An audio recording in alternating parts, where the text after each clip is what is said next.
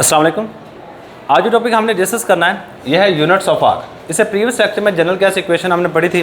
General gas equation क्या थी? P V is equal to N R T. N R T, ये जो are है इसको हम कहते हैं जनरल गैस कांस्टेंट। क्या कहते हैं? General gas constant. अब कहते हैं जनरल गैस कांस्टेंट है, इसके क्या क्या यूनिट्स हैं, क्या बात हमने यहाँ पे करनी है। इसके कौन कौन से यूनिट्स हैं वो हमने डिस्कस कर रहे हैं। बेसिकली अगर जनरल गैस कांस्टेंट के यूनिट्स की बात की जाए तो बच्चे दो तरह के यूनिट्स होते हैं। एक होता है SI unit, system international unit, और एक होता है नॉन एसआई यूनिट। सही है। तो अगर एग्जामिनेशन पॉइंट ऑफ व्यू से देखा जाए तो बच्चे ये वाला लॉन्ग क्वेश्चन आपके इस चैप्टर का सबसे ज़्यादा इंपॉर्टेंट लॉन्ग क्वेश्चन है। Very very very very very very important long question. ये लॉन्ग क्वेश्चन पास्ट पेपर में सबसे ज़्यादा दफ़ा आ चुका है। शॉर्ट के तौर पे भी आता है, लॉन्ग के तौर पे भी आता है, हर लिहाज से पास्ट पेपर में काफ़ी दफ़ा पूछा जा चुका है। तो बेसिकली हमने जनरल गैस कांस्टेंट के दो तरह के यूनिट यहाँ पे डिस्कस करने हैं, एसआई और non SI. There are two types of unit, two types of units of general gas constant। general gas constant R। जो R है ना, इसके दो तरह के यूनिट्स हैं। एक हमारे पास है जी SI unit, system international units of R, units of R। इसके बाद है जी non SI units of R, units of R। तो सबसे पहले बात करेंगे एसआई यूनिट की, सिस्टम इंटरनेशनल यूनिट्स। या पहले नॉन एसआई कर लो, बाद में एसआई कर लो, वो आपकी अपनी मर्जी है। सही है। तो हम पहले एसआई की बात करेंगे, बाद में नॉन एसआई यूनिट की बात करेंगे। तो सबसे पहले ना आपको ये इक्वेशन आनी चाहिए। According to general gas equation, general gas equation, ये प्रीवियस लेक्चर में हमने पूरी की पूरी इक्वेशन डिराइव की थी तीन लॉज को यूज़ करके। P V is equal to N R T. यहाँ पे आर किसके बराबर है? R is equal to P V over N T. देखो आर हमने यहाँ से एक साइड पे कर लिया, P V over N T, N T side पे नीचे आ गए। सही है। अब मुझे चाहिए इसकी वैल्यू, इसकी वैल्यू, इसकी और इसकी वैल्यू। तो सिस्टम इंटरनेशनल में प्रेशर की वैल्यू क्या होती है? सिस्टम इंटरनेशनल में वॉल्यूम क्या लेंगे? सिस्टम इंटरनेशनल में एन और सिस्टम इंटरनेशनल में टी। ये चंद एक चीज़ें हमने यहाँ पे यूज़ करनी है। मुझे सिस्टम इंटरनेशनल में जो प्रेशर ले रहे होते हैं ना, वो होता है न्यूटन पर मीटर स्क्वायर में, ये पास्कल। ये सिस्टम इंटरनेशनल यूनिट है। और 1 ATM पे पास्कल की अगर वैल्यू देखी जाए तो 10, 13, 25 ये आपने याद की होगी, 10, 13, 25 क्या होती है? Newton per metre square. इसके बाद वॉल्यूम की बात की जाए तो बच्चे वॉल्यूम ना, आपने चैप्टर नंबर 1 में एक वर्ड पढ़ा होगा, मोलर वॉल्यूम। क्या पढ़ा? मोलर वॉल्यूम, चैप्टर नंबर 1 के अंदर। अब मोलर वॉल्यूम की जो वैल्यू थी वो थी 22.414 डेसीमीटर क्यूब। अगर डेसीमीटर, देखो आपने जो वॉल्यूम का यहाँ पे यूनिट इस्तेमाल करना ना, वो है मीटर क्यूब। आप पहले डेसीमीटर क्यूब को मीटर क्यूब में कन्वर्ट करोगे। अच्छा याद रखिएगा, डेसीमीटर क्यूब को अगर आप मीटर क्यूब में कन्वर्ट करना चाहते हैं तो आप इसको डिवाइड करोगे कितने पे? 1000 पे। सही। उसी वैल्यू को 1000 पे डिवाइड करके यहाँ पे लिख लो, क्या आ जाएगा? 0.22 बाकी 0.022414 मीटर क्यूब। ये हमारे पास आ गया क्या चीज़? वॉल्यूम मीटर क्यूब में। ये याद रखिए, जो मोलर वॉल्यूम था वो डेसीमीटर क्यूब में था। इसको 1000 पे डिवाइड करके फिर हमने यहाँ पे लिखा है, किस में डिवाइड करके? 1000 पे डिवाइड करके यहाँ पे लिखा है। और नंबर ऑफ मोल जो हम यहाँ पे लेंगे वो 1 मोल, MOLE। और टेम्परेचर जो हमने लेना है ना वो है 273 केल्विन। टेम्परेचर हमेशा आप यही ले रहे होते हो केल्विन, क्योंकि आपको पता है केल्विन SI यूनिट है, सिस्टम इंटरनेशनल यूनिट है, तो अब यहाँ पे केल्विन में यूज़ करोगे। अब आपने करना क्या है? जितनी वैल्यूज हमने यहाँ पे लिखी हैं ये सारी की सारी इस फार्मूले में पुट कर दो। इसको इक्वेशन नंबर 1 दे देते हैं। Putting the values putting the values of P, V, N and T in equation 1। Equation 1 क्या है हमारे पास, R is equal to P V over N T. R is equal to, देखो प्रेशर क्या है हमारे पास, ये वाली वैल्यू 10, 13, 25 यूनिट साथ लिखोगे। हम बेसिकली निकालना चाहते हैं कौन सी चीज़, यूनिट्स निकालना चाहते हैं, तो यूनिट आप साथ लिखोगे। ये क्या बनेगा हमारे पास, न्यूटन पर मीटर स्क्वायर। इसके बाद वॉल्यूम ये पड़ा हुआ है 0.022414 मीटर क्यूब। इसके बाद एन की वैल्यू आ जाएगी 1 मोल, 1 MOL मोल।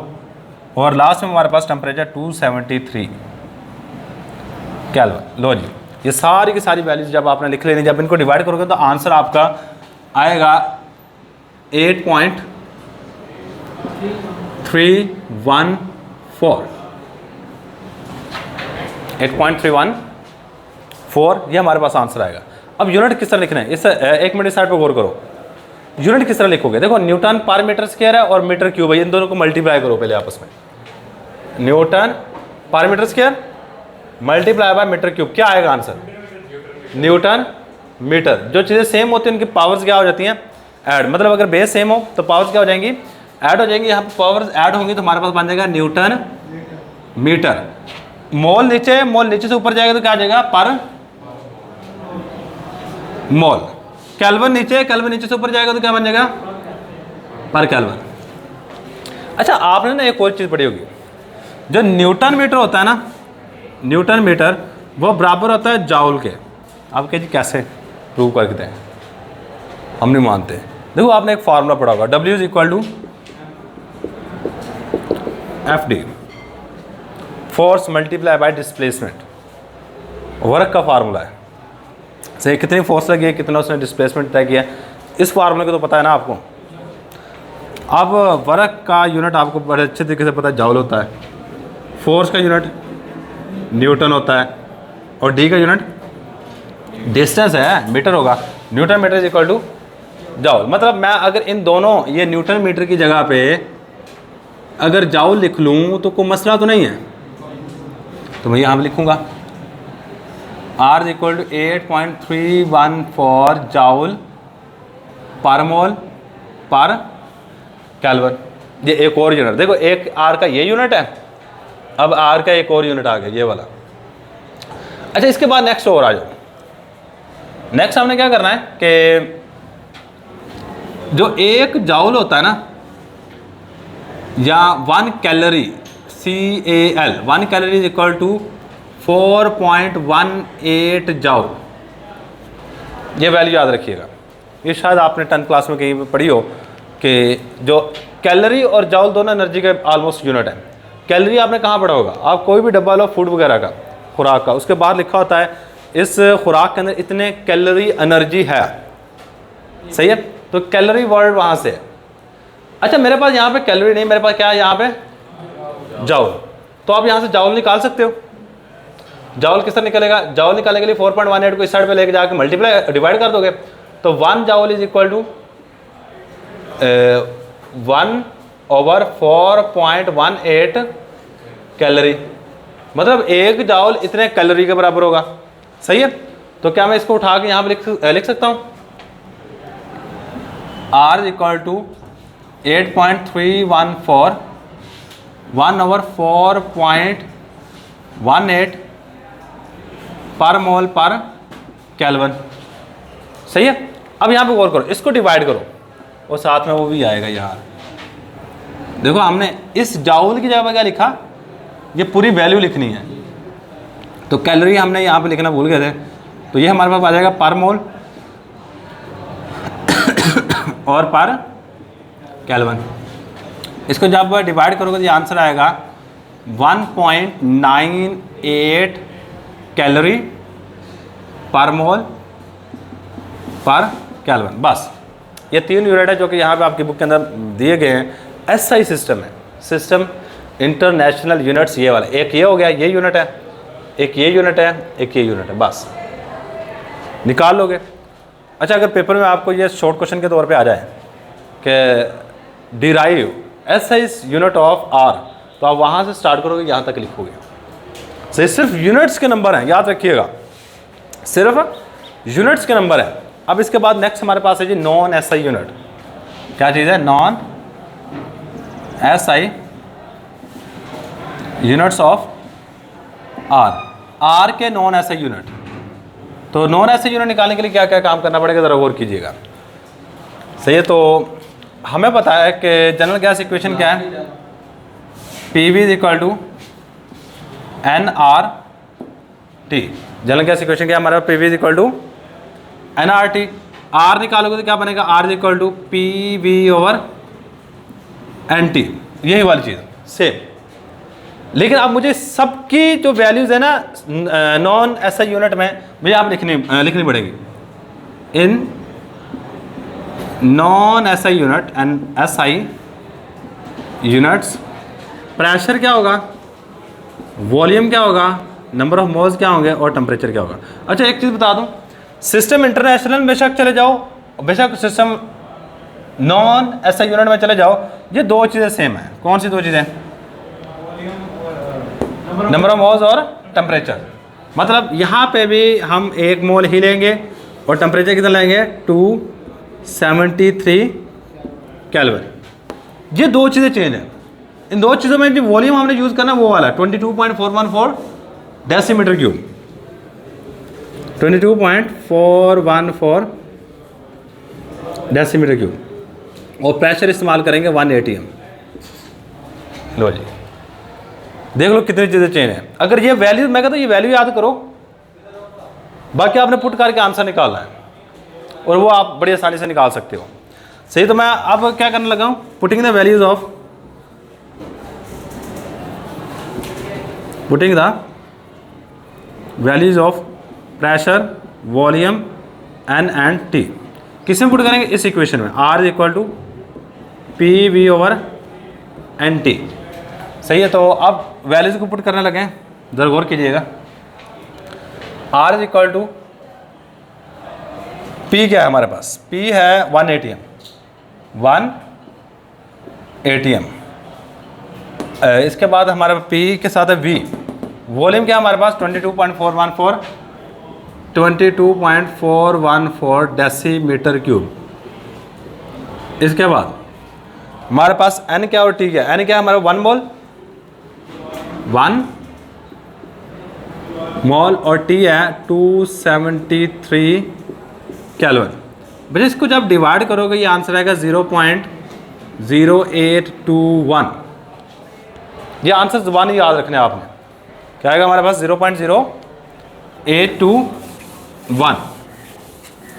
अच्छा, यहाँ पे गौर करो, अब यूनिट किस तरह लिखेंगे, ये ATM है, 7 ATM लिख दो, डेसीमीटर क्यूब है, डेसीमीटर क्यूब लिख दो। देखो मोल है नीचे, मोल को जब नीचे से उठा के ऊपर लेके जाओगे तो ये क्या बन जाएगा, पर मोल, और केल्विन है नीचे, नीचे से जब ऊपर लेके जाओगे तो क्या बन जाएगा, पर केल्विन। ये हमारे पास यूनिट्स आ गए। अब इस यूनिट को मैं थोड़ा सा मजीद चेंज करूंगा।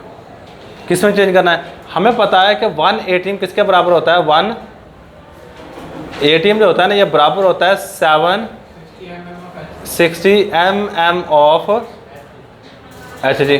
क्या मैं यहाँ पे ATM की जगह पे ये वाली वैल्यू लिख सकता हूँ पूरी की पूरी? देखो ATM की जगह में लिख रही है, मुझे पता है 1 ATM इस चीज़ का बराबर है। अब मैं ATM को रिप्लेस कर दूंगा इस वैल्यू से, तो रिप्लेस करने लगा हूँ, ज़रा गौर कीजिएगा। हमारे पास R is equal to 0.0821 760 mm of HG decimetre cube per mole पर केल्विन। मैंने क्या किया, सिर्फ ATM की जगह पे ये वाली वैल्यू उठा के इसकी जगह पे रख दी। अब जब इसको मल्टीप्लाई करोगे इसके साथ तो क्या आंसर आएगा, क्या आंसर आएगा 60। ये मल्टीप्लाई करके को थोड़ा बहुत बताओ, है कैलकुलेटर तो नहीं, 0.0821 को मल्टीप्लाई करना है 760 से।